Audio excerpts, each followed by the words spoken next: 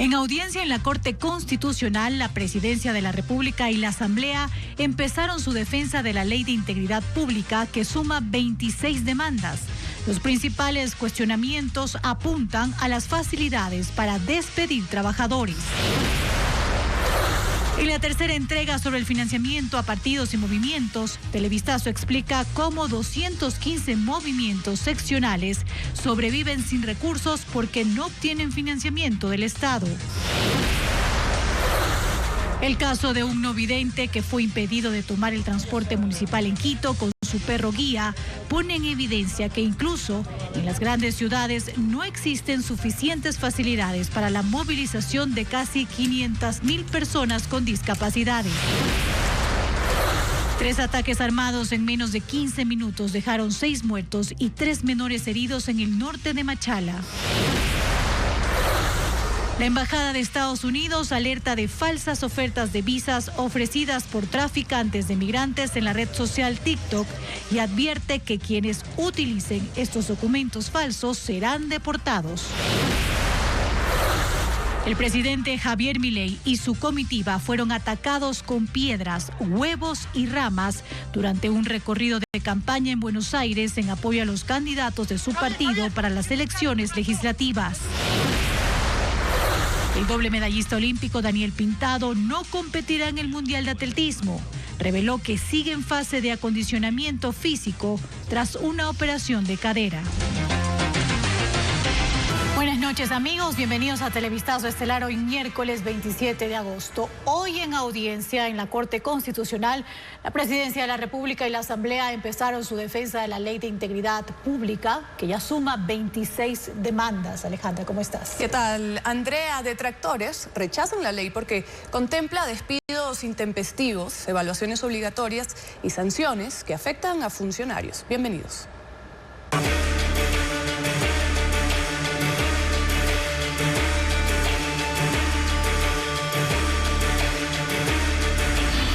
La Corte, semáforo de las leyes. Despidos arbitrarios, violación de la unidad en materia e irregularidades a la declaratoria de emergencia en la justicia fueron algunos de los cargos expuestos en contra de la Ley de Integridad Pública. La audiencia empezó hoy ante la Corte Constitucional. La Presidencia de la República y la Asamblea Nacional se defendieron, como lo informa Jacqueline Rodas. Este miércoles en la Corte Constitucional empezó la audiencia para escuchar los argumentos a favor y en contra de la Ley de Integridad Pública. La norma acumuló 26 demandas. Entre los cuestionamientos recurrentes se mencionó que la ley viola la unidad de materia. ¿Qué tienen que ver 25 reformas en temas de niñez y adolescencia, en temas de tránsito, en temas de migración, en temas de justicia, en temas de cooperativas, e inclusive algún asambleísta agencioso dijo, bueno, ya que estamos entrados en gastos, y una vez para rematar, métele una remisión tributaria? El secretario jurídico de la Presidencia de la República, Stalin Andino, rebatió ese cargo. Esta no es una ley de contratación pública, es una ley que abarca integralmente la relación del Estado con el ciudadano, y eso tiene muchas aristas que se tienen que tratar y reformar.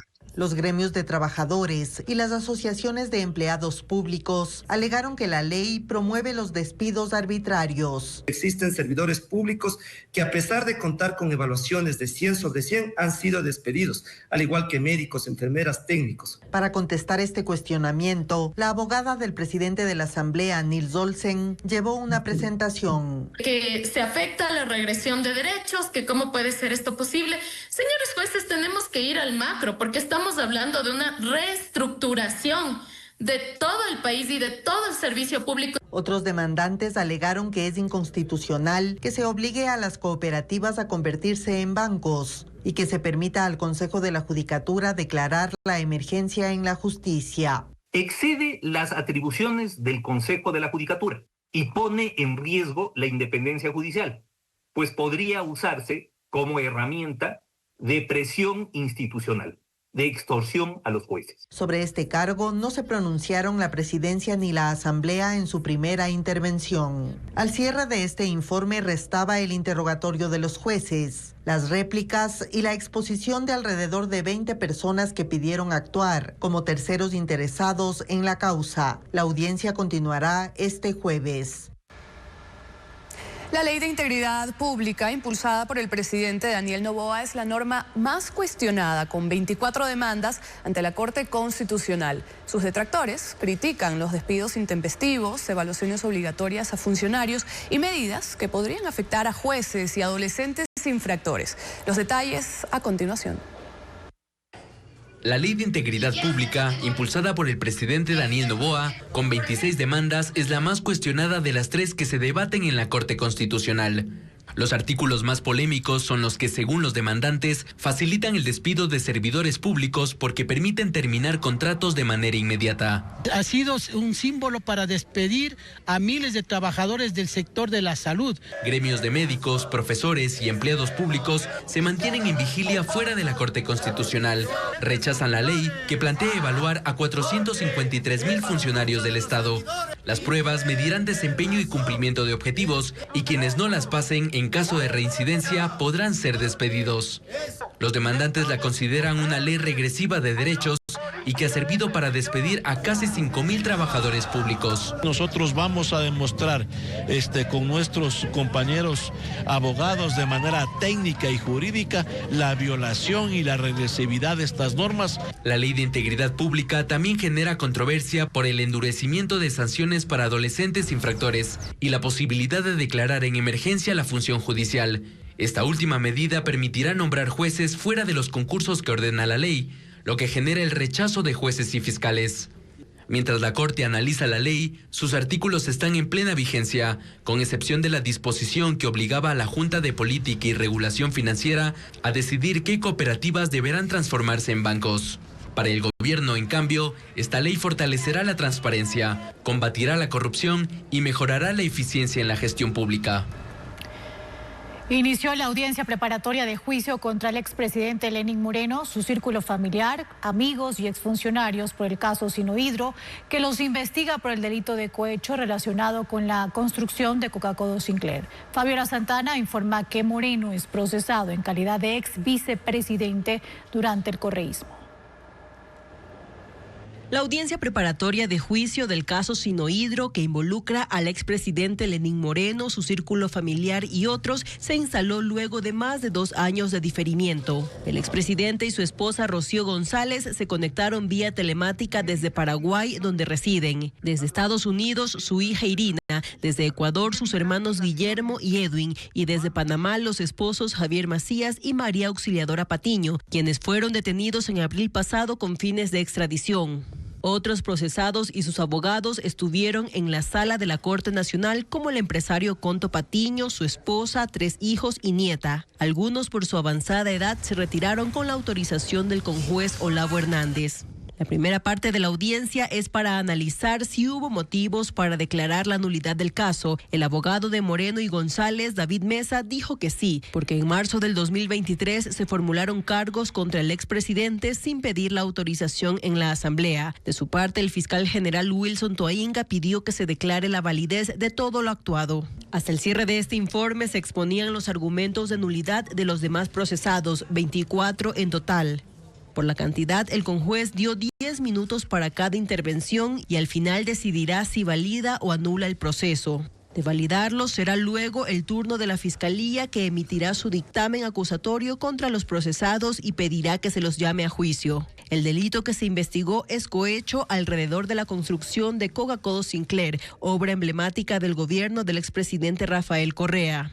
Según la Fiscalía, la empresa estatal china Sinohydro pagó sobornos por $76 millones entre 2009 y 2018, utilizando a terceras personas bajo la fachada de falsos servicios. Inicialmente eran 40 los investigados, pero la Fiscalía se abstuvo de acusar a 16. Además de Moreno, su familia, amigos y exfuncionarios, están procesados 3 exfuncionarios de la constructora y el ex embajador chino Cai Rungo. Ninguno asistió a la audiencia.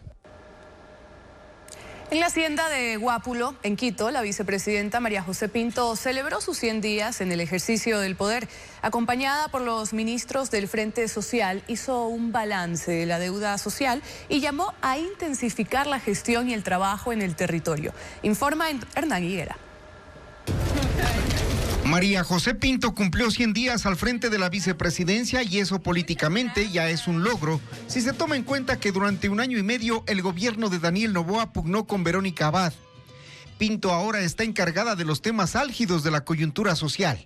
Es de pocas palabras políticas, pero hace énfasis en algo. Agradecer al presidente Noboa por su confianza, porque por él estamos haciendo el trabajo. El país tiene una enorme deuda social acumulada y ella lo sabe.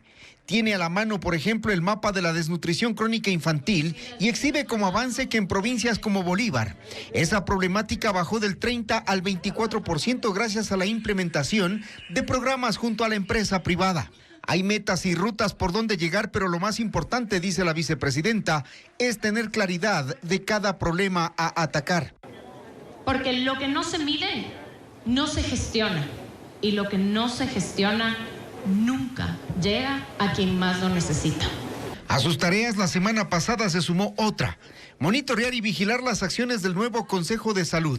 Sabe que en ese eje debe dar respuestas prioritarias. Porque ahí, en las comunidades, en las escuelas, en los centros de salud, en las casas, está la verdadera brújula que nos guía. En Ecuador, 115 niñas se convierten en madres cada día y son proyectos de vida truncados. Apunta el problema y mira también a otro, el mapa de la inseguridad que continúa reclutando adolescentes para los grupos de delincuencia organizados. La seguridad no se construye solo en las calles. También se construye cuidando a nuestros niños y adolescentes para que no sean presa de la violencia ni del crimen organizado. Planes de atención a la salud mental, ampliación del bono de los 1000 días para erradicar la desnutrición infantil, el fortalecimiento del apoyo de la empresa privada a los programas sociales, son varios de los temas que en 100 días van llenando su agenda. Y en el segundo día de la gira presidencial en Japón, Daniel Noboa se reunió con el ministro de Economía Yoshimoto, a quien le habló del interés de concretar un acuerdo comercial con ese país asiático. El mandatario también participó en un foro de promoción de comercio e inversiones con empresarios japoneses, entre ellos representantes de la marca Suzuki, con quienes firmaron un acuerdo para recibir $1.100.000 para el programa Jóvenes al Volante, que contempla educación, desarrollo y actividades de sostenibilidad. Esa empresa también se comprometió en $5 millones para promover el empleo, además de donar 10 carros para jóvenes líderes comunitarios. Tiroteo mortal en la iglesia de una escuela católica de Minneapolis, en Estados Unidos. Un hombre de 23 años disparó contra estudiantes y profesores que acudían a misa en la primera semana de clases. 2 niños de 8 y 10 años murieron, otros 14 están heridos, así como 3 adultos. El atacante, un exalumno, se suicidó. La comunidad de Minneapolis se vio conmovida esta mañana cuando a las 8:30 se produjo un tiroteo en la iglesia de la Escuela Católica La Anunciación. Estudiantes y profesores acudían a misa antes de clases cuando desde afuera y a través de las ventanas un hombre armado con un fusil, una escopeta y una pistola empezó a disparar. Testigos dijeron que se escucharon unos 50 tiros. La policía y el FBI desplegaron un operativo para evacuar el sitio, establecer un protocolo para que los alumnos se encuentren con sus familiares e identificar a las víctimas. 2 niños de 8 y 10 años murieron. Hay además 17 heridos. Son 14 estudiantes y 3 adultos. Según reportes médicos, se espera que sobrevivan. Weston Halsner, de 5º grado, dijo que estaba en una banca junto a los vitrales y que en el momento de los disparos, su amigo Víctor se abalanzó sobre él. Recibió una herida de bala.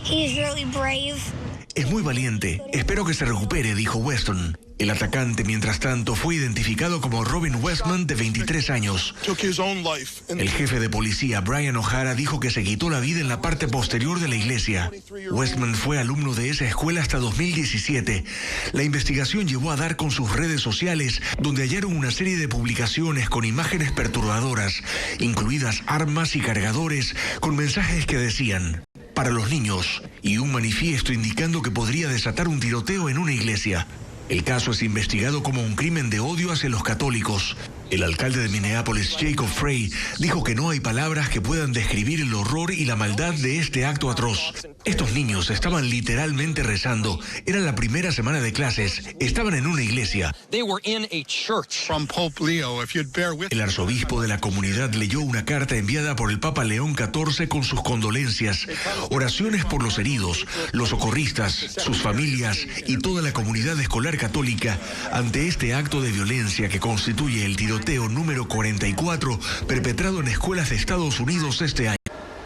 La Embajada de Estados Unidos en Ecuador advirtió de cuentas en la red social TikTok que ofertan visas falsas. Señaló que se trata de un fraude por parte de coyoteros. Luis Alfredo Zúñiga con el informe.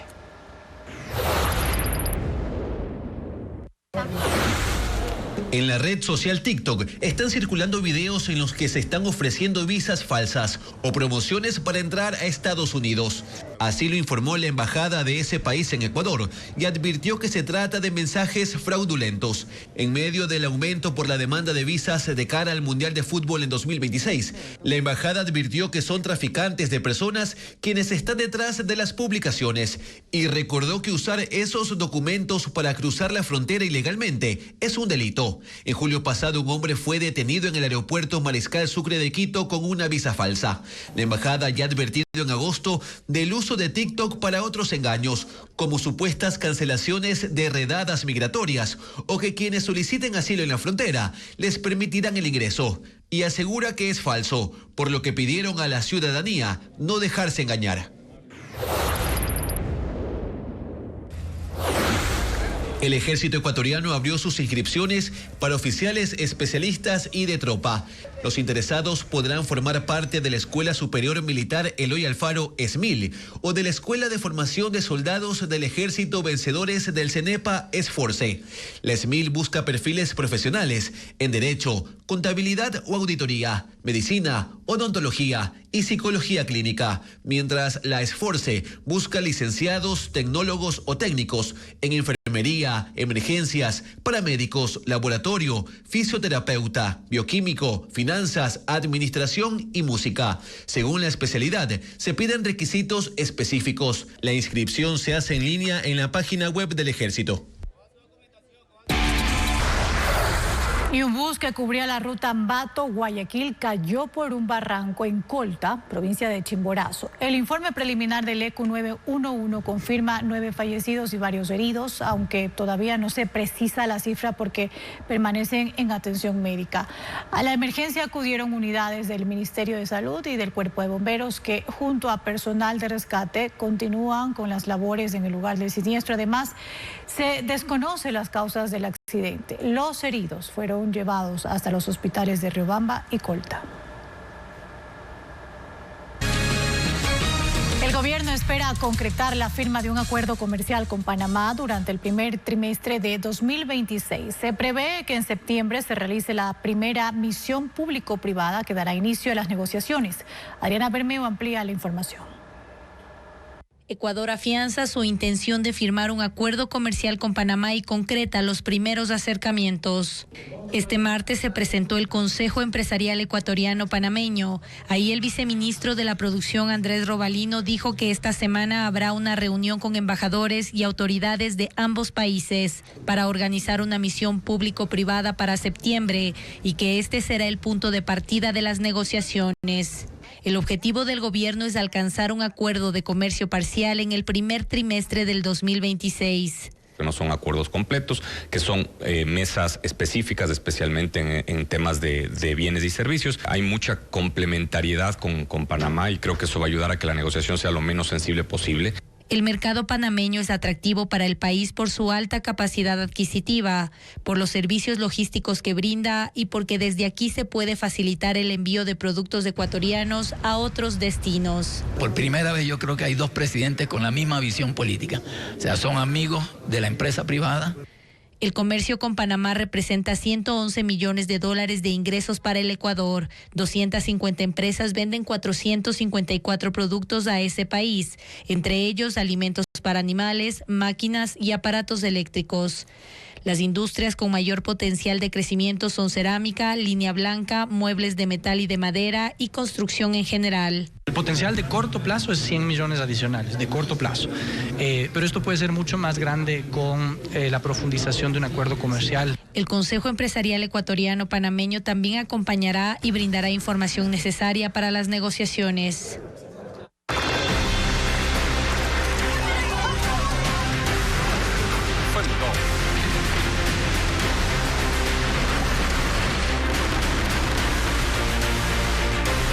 Mundo.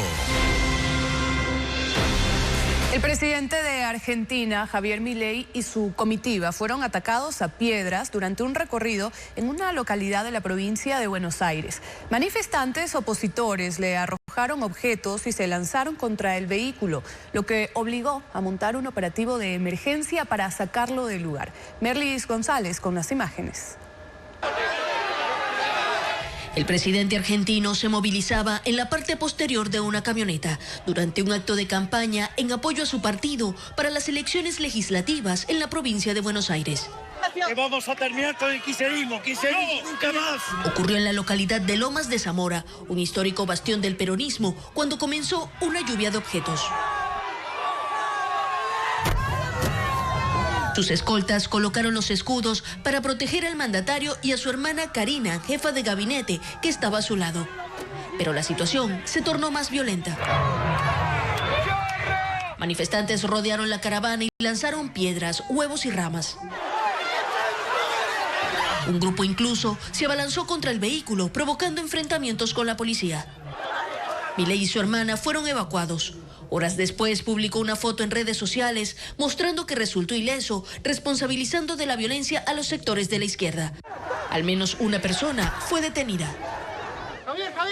El incidente se produce en un momento en que las acusaciones de corrupción amenazan con involucrar al círculo íntimo de Milei, incluyendo a Karina, señalada como presunta beneficiaria de un esquema de sobornos.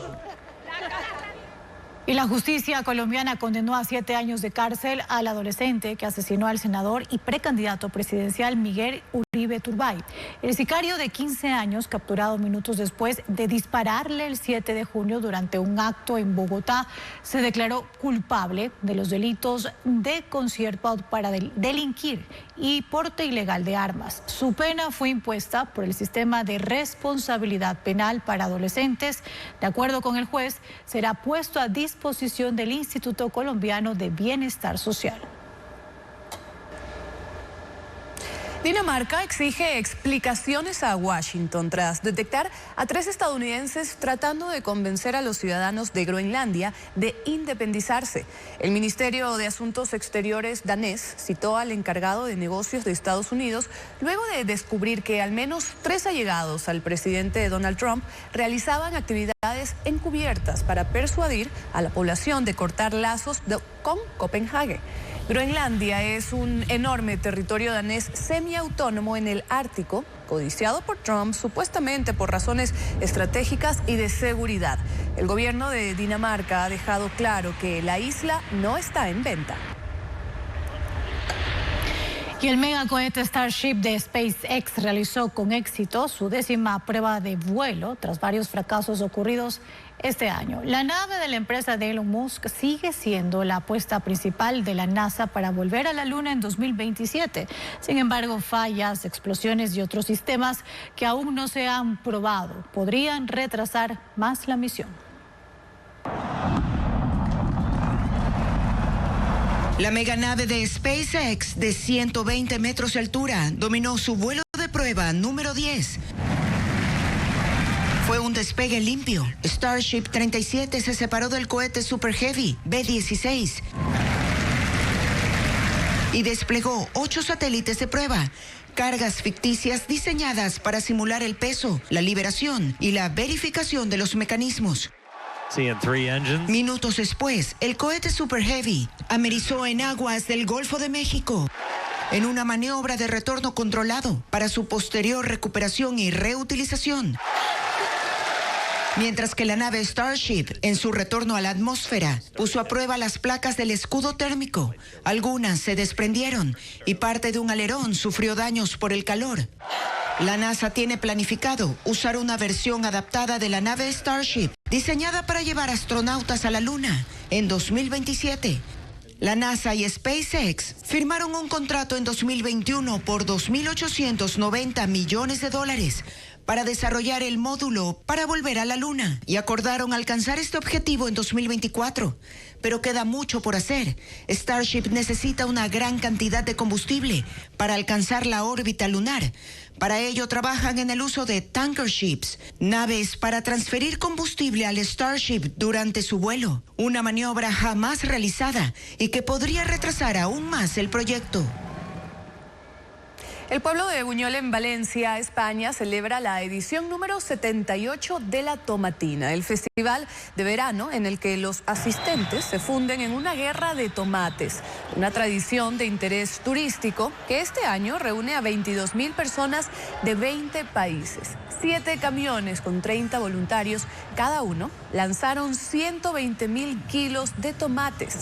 La gente disfrutó con intensidad esta jornada y muchos residentes veían el espectáculo desde sus balcones. La Tomatina 2025 ha sido también un momento de distracción luego de los daños que sufrió la localidad con el alud de lodo del año pasado. Y el libro de récord Guinness celebra 70 años registrando las hazañas más raras e insólitas, desde ponerse 257 camisetas en un minuto hasta mantener una plancha abdominal por más de 4 horas. Estefanía Arias cuenta que por su aniversario esta organización busca que más personas se sumen a su famoso libro.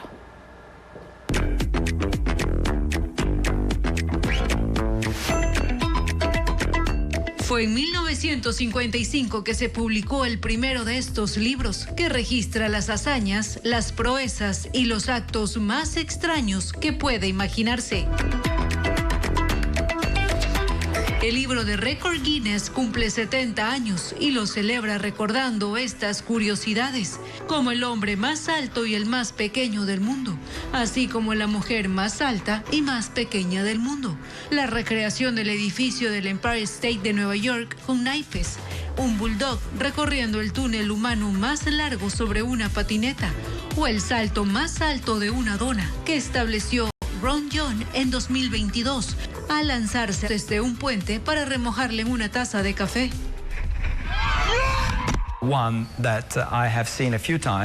Uno que he visto varias veces, pero que siempre me ha dado escalofríos.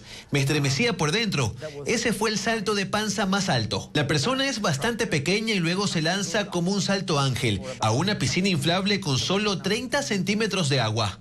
Cuenta que al año llegan a recibir unas 50.000 propuestas, por lo que está seguro que no hay límites para seguir rompiendo récords. Si no, mira a esta canadiense obteniendo un Guinness al mantenerse durante 4 horas, 30 minutos y 11 segundos en una plancha abdominal. O al hombre que en un minuto logra ponerse 250 camisetas. También está Rita Furman, que quiere romper el récord de la mayor cantidad de récords mundiales. Actualmente ostenta 200 simultáneos. Google estrena una actualización en su editor de imágenes Gemini 2.5 Flash Image. La herramienta sorprende con su capacidad para fusionar imágenes, restaurarlas y modificarlas. Además, el encuentro tecnológico Apple Event, donde se presentará el iPhone 17, genera expectativa. Revolución en la edición de fotos con Gemini 2.5 Flash Image y su actualización con inteligencia artificial. El editor de imágenes de Google facilita la restauración de fotografías antiguas, fusiona varias imágenes en una sola y modifica escenarios y fondos. También permite tomar las características de una imagen para aplicarlas en otra. Y lo más importante, no cambia las expresiones y características faciales. La herramienta está disponible en la app de Gemini, Google AI Studio y Vertex.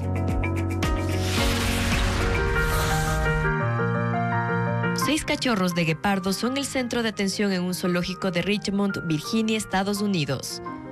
Se trata de 3 machos y 3 hembras que forman parte de un programa de conservación y cuidado de esta especie. Los juegos y tiernas piruetas de los mamíferos junto a su madre se observan a diario en este centro de cuidados del zoológico. En 10 años han nacido 167 guepardos en este referente en la conservación de esta especie en Estados Unidos.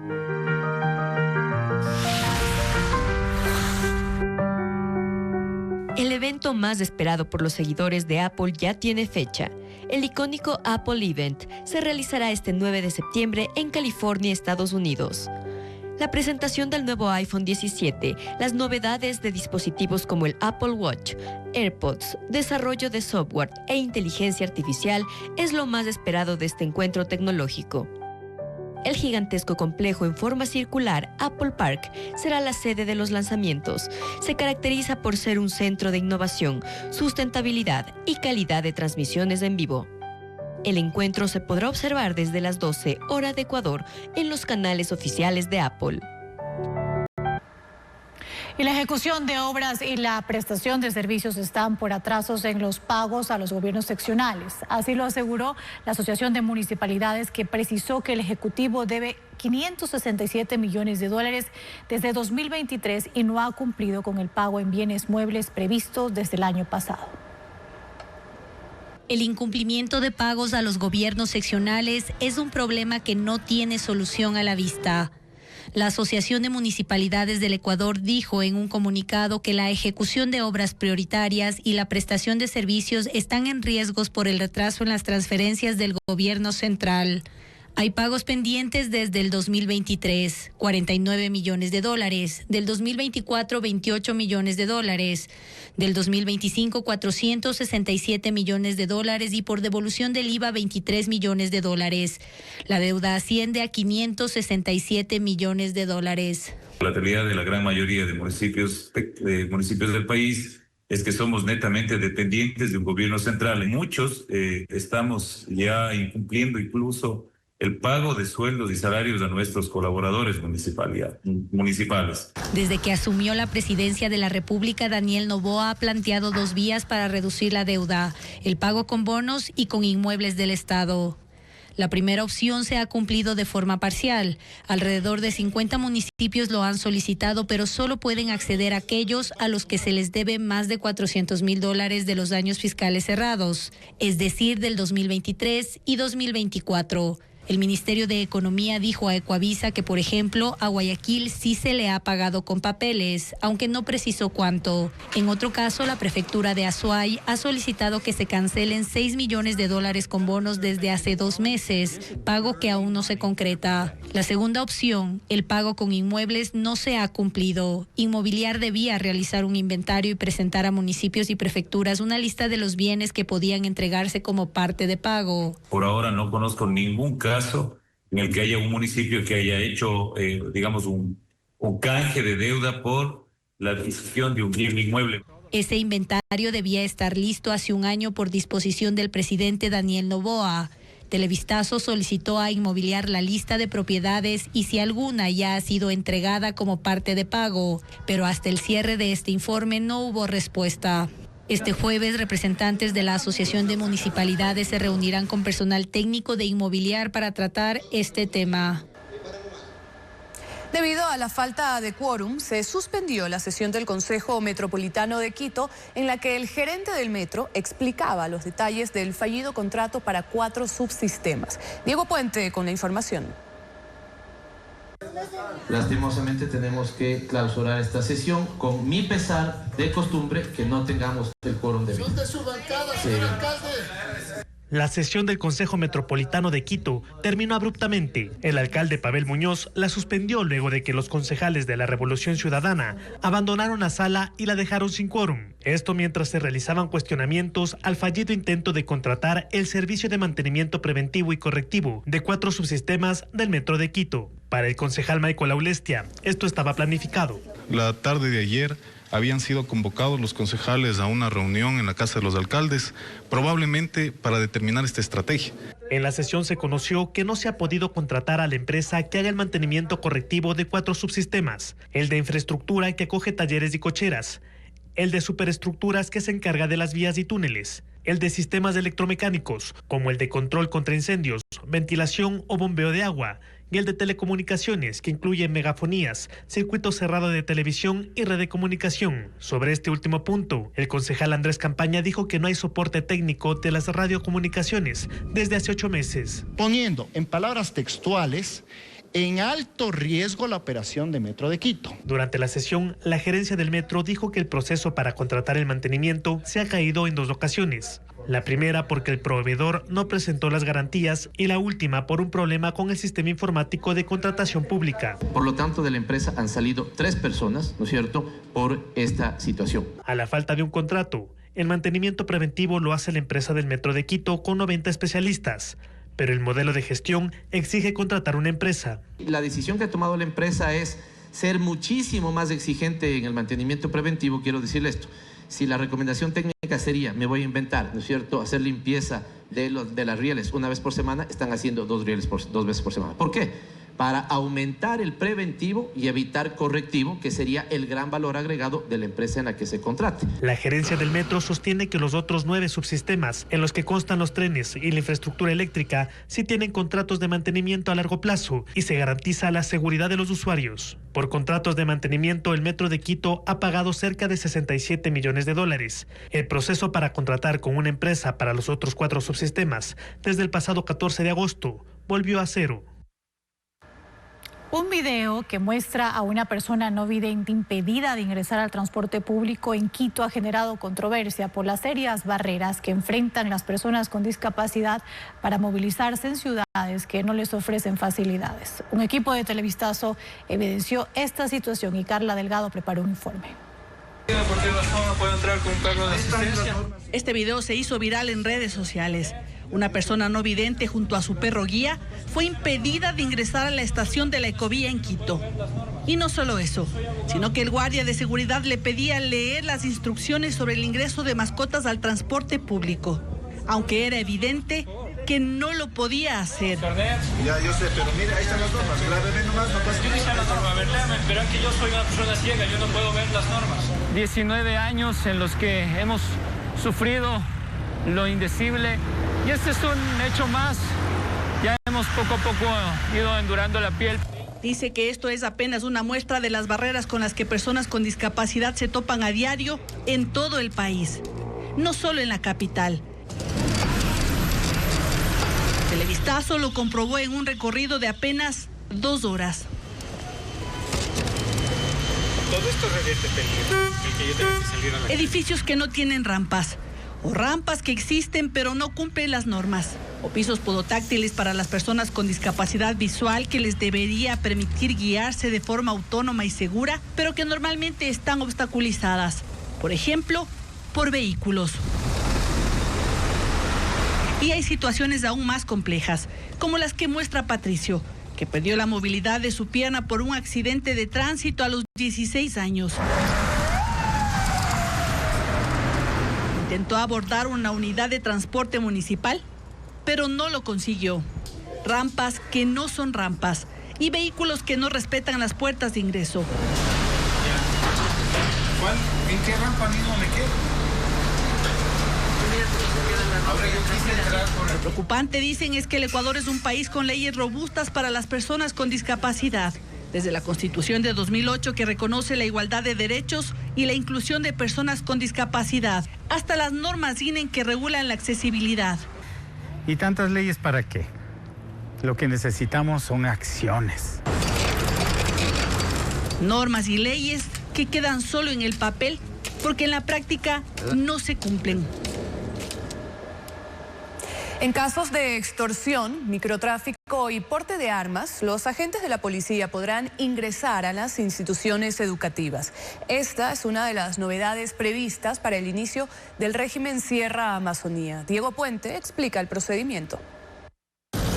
La Policía Nacional ingresará a las instituciones educativas en caso de narcotráfico, microtráfico, extorsiones y porte de armas. Lo dijo la ministra de Educación, Alegría Crespo, al explicar las nuevas medidas para enfrentar la violencia en las instituciones de la Sierra y la Amazonía, que inauguran el año lectivo el lunes.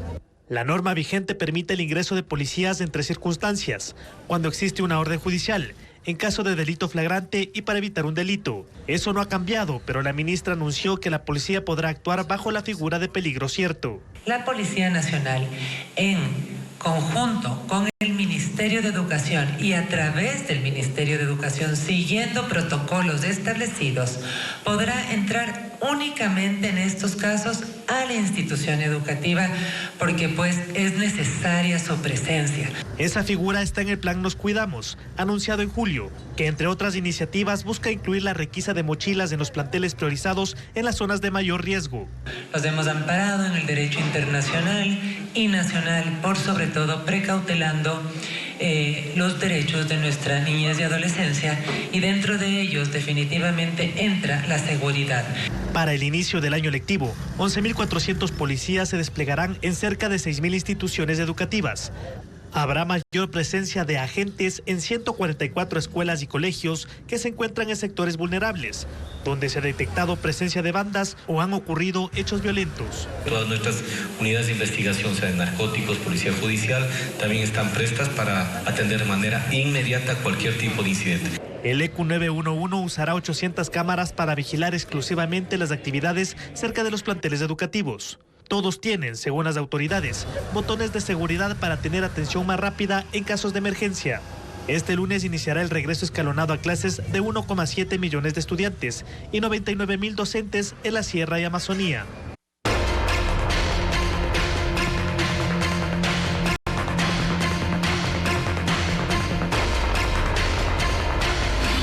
El Oro. Bandas en disputa.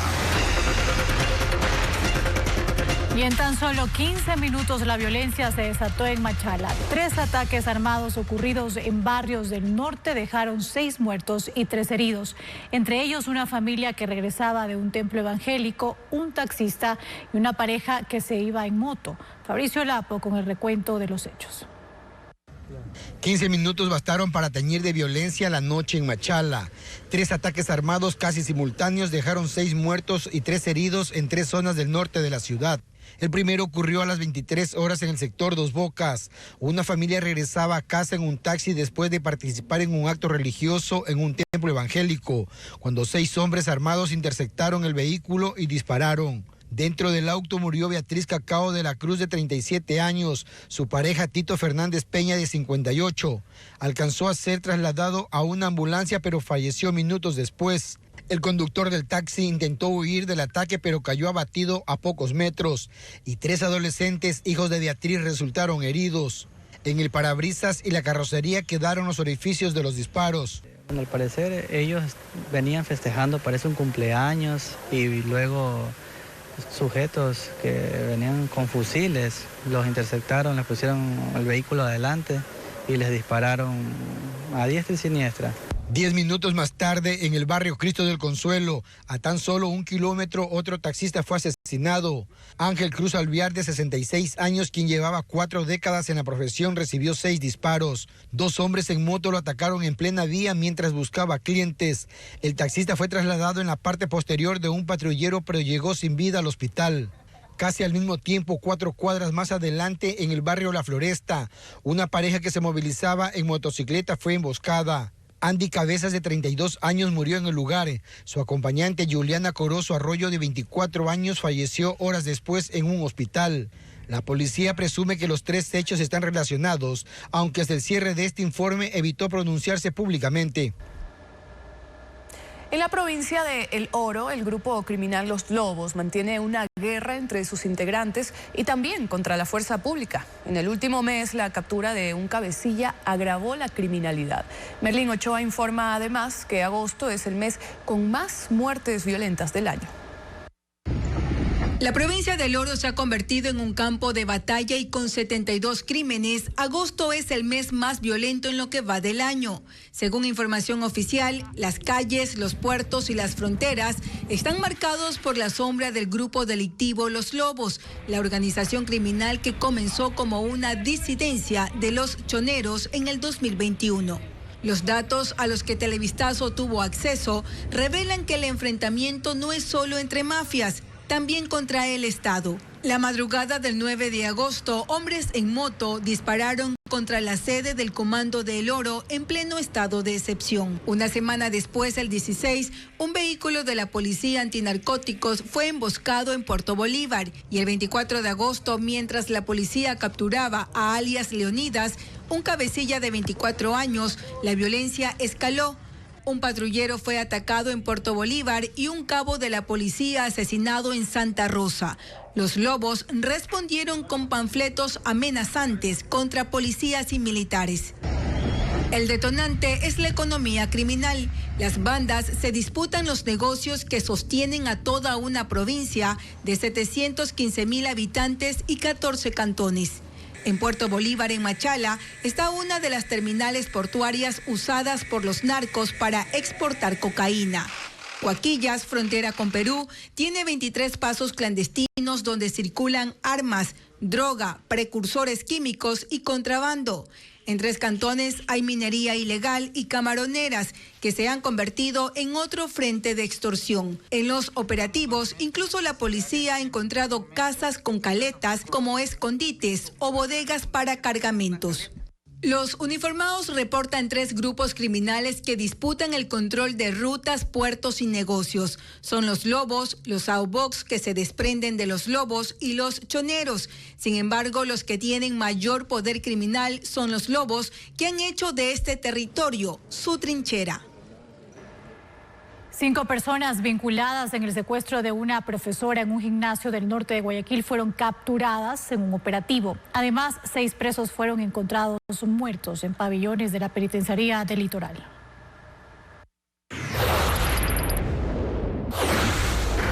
Luego de 20 allanamientos, se capturó a 5 personas que participaron en el secuestro de una profesora de 54 años, quien estaba en un gimnasio en Ceibos, norte de Guayaquil, según informó la policía. El rapto fue el 5 de junio. Cámaras de seguridad grabaron cuando 4 sujetos encapuchados y armados irrumpieron en el local y se llevaron a la docente en una camioneta. Los agentes recalcan que los delincuentes pedían $60,000, pero fue liberada un día después porque los secuestradores se equivocaron de víctima. Entre los detenidos está una chica de 24 años que trabajaba como entrenadora en el lugar y que, según las investigaciones, facilitaba información a la banda. Los sospechosos tienen entre 21 y 35 años y uno de ellos registra antecedentes por tenencia de armas y falsedad en la identificación.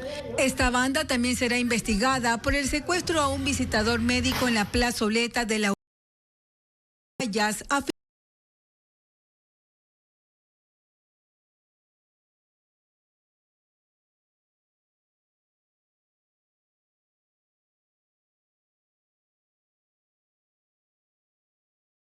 Años y estaban detenidos por tráfico de drogas, robo y secuestro. De acuerdo con las primeras pericias, ninguno presentaba impactos de bala ni señales externas de violencia. Lo que sí llamó la atención de criminalística fue el avanzado estado de delgadez de los fallecidos.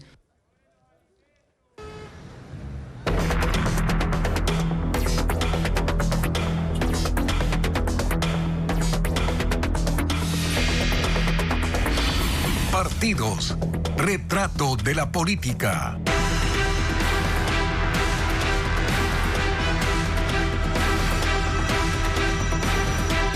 En Ecuador, los partidos y movimientos políticos reciben financiamiento público supuestamente para garantizar igualdad de condiciones. Sin embargo, el dinero del Estado ha ido a parar a las organizaciones más grandes, mientras que las más pequeñas sobreviven por sus propios medios.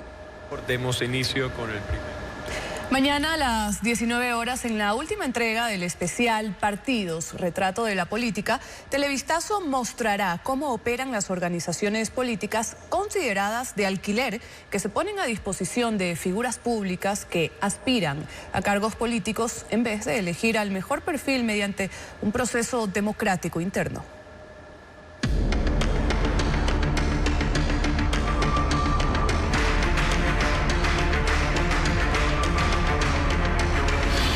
Fundaciones, la cuarta ley de Noboa.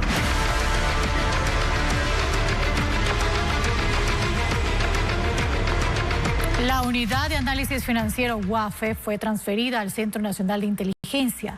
La Ley de Transparencia Social le otorga nuevas facultades, como inmovilizar fondos provenientes de operaciones sospechosas en el sistema financiero. Paul Romero presenta el informe. La Asamblea entregó nuevas funciones a la Unidad de Análisis Financiero UAFE, que pasó del Ministerio de Economía y Finanzas a ser entidad adscrita al Centro Nacional de Inteligencia.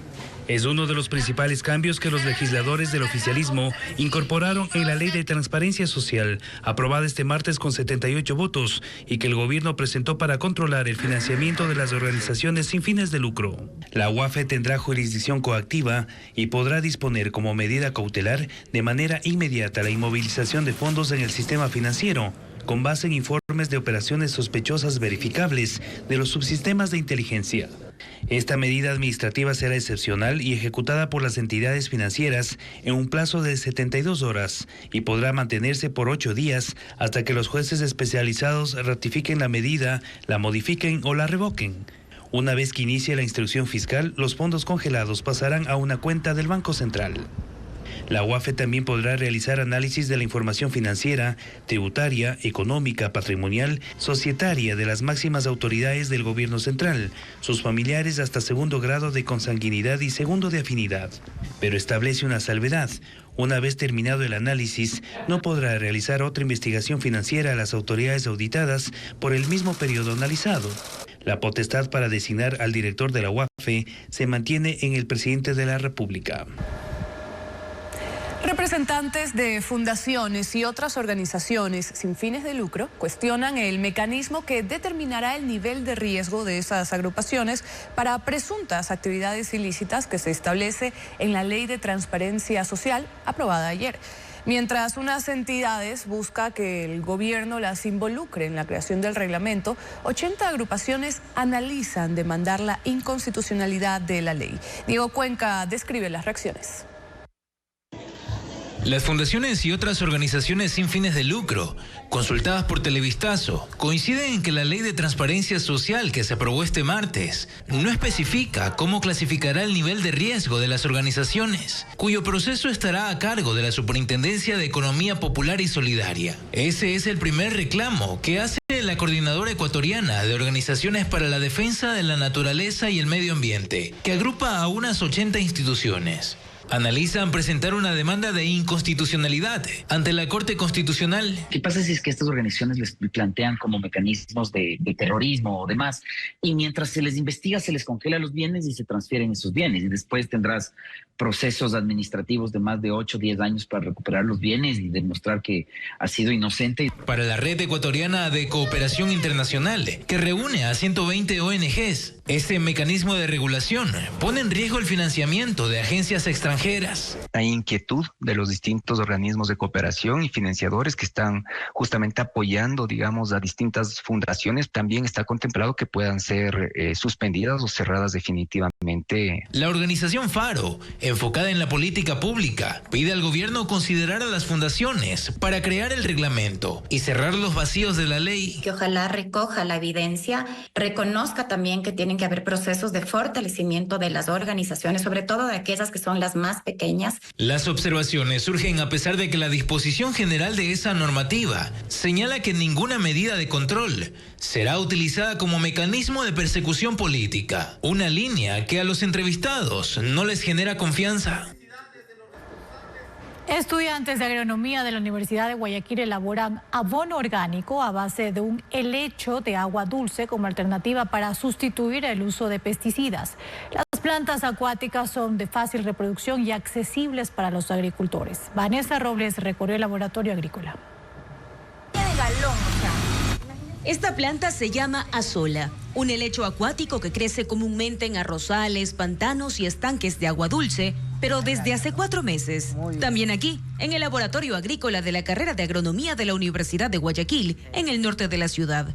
La idea de Liz y Francisco surgió hace 2 años. Pensaron en una infraestructura agroecológica para producir biofertilizantes que puedan aplicarse en cultivos en fase de semillero y lo volvieron su proyecto de tesis universitaria.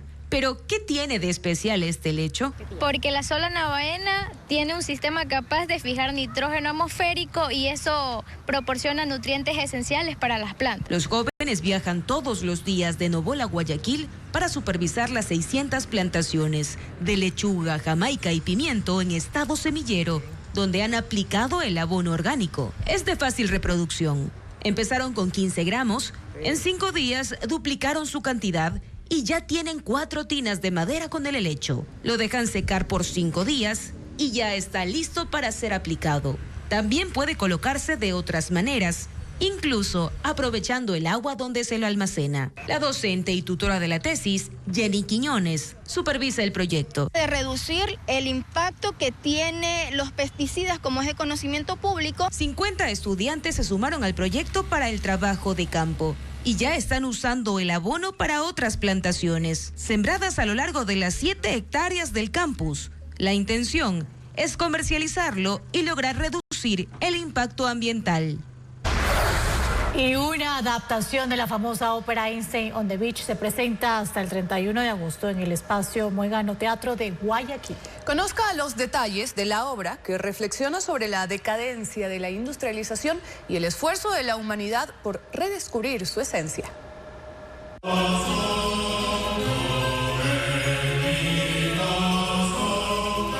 Un espectáculo de danza contemporánea inspirado en la famosa ópera Einstein en la playa. Se presenta hasta esta semana en el espacio Muégano Teatro de Guayaquil.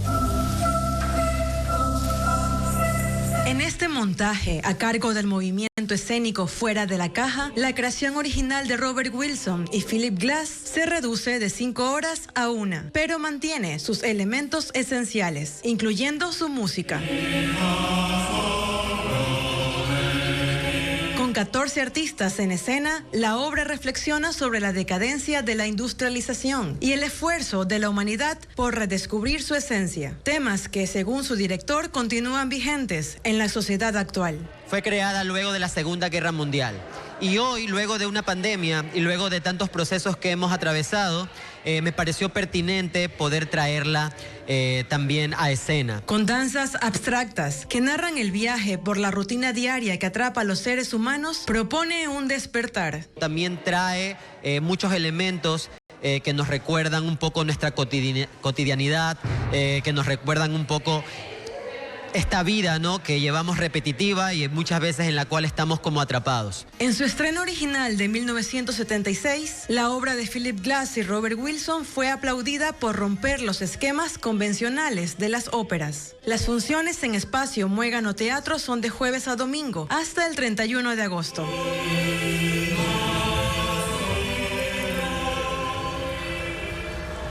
Y este miércoles, en las noticias del espectáculo, el cantante Pedro Capó llega a Quito con su gira La Carretera. Y el artista ofrecerá un concierto este jueves 28 de agosto en el Teatro San Gabriel. Sofía Molina conversó con el puertorriqueño. Veamos qué le contó. Con la promoción de su más reciente álbum, La Carretera, el puertorriqueño Pedro Capó visita Ecuador para ofrecer un concierto este jueves en el Teatro San Gabriel en Quito. El show promete al público disfrutar en vivo canciones como La Fiesta, Calma, Sabe Bien y Existo.